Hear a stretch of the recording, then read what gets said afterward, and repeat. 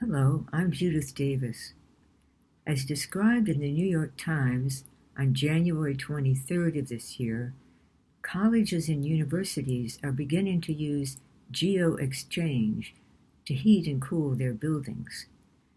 They're doing so by drilling many holes deep into the earth of their campuses and installing pipes that will remove heat from buildings in the summer, cooling them, storing that heat underground, then drawing it back up during the winter, returning the heat when they need it. The installation process is quite messy, but once done, it's invisible. The lawns resume their usual tranquil appearance. This reduces universities' use of carbon-based fuels 60 to 90%. It also reduces their use of water, which has previously been used in steam pipes.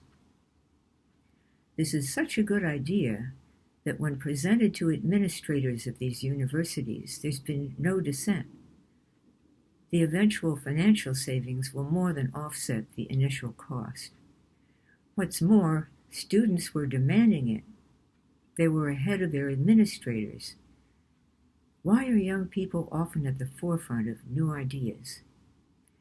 In situations such as these, they're more concerned about the future because they have more of it ahead of them. But there's an additional reason, the impact of novelty.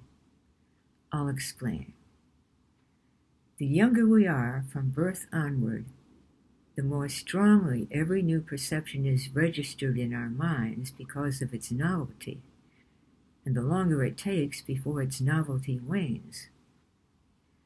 As we experience something repeatedly, it becomes less novel and makes less of an impact on us.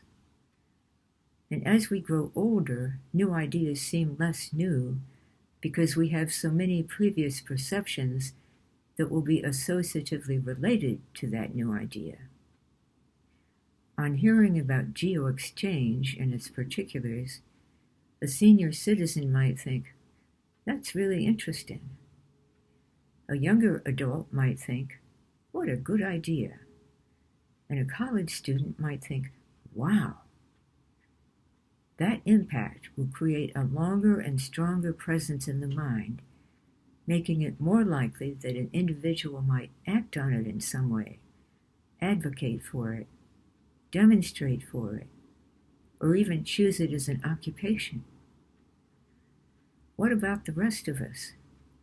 Is it inevitable that as we grow older, we'll react less and less strongly to new ideas?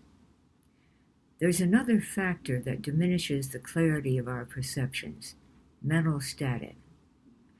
Typically, the older we get, the more chronic discomforts accumulate in our minds, creating ever more mental static.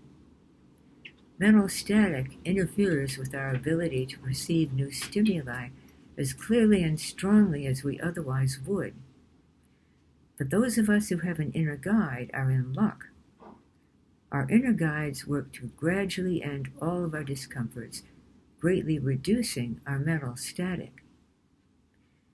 As one who's had an inner guide for some time, I get excited when I hear about a good idea, and it's a source of great pleasure. And when I hear or read about a problem, I often begin thinking of how I could help solve it.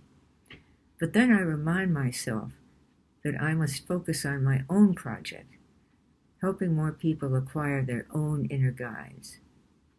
Speaking of which, if you don't yet have an inner guide, you can acquire one using the link below.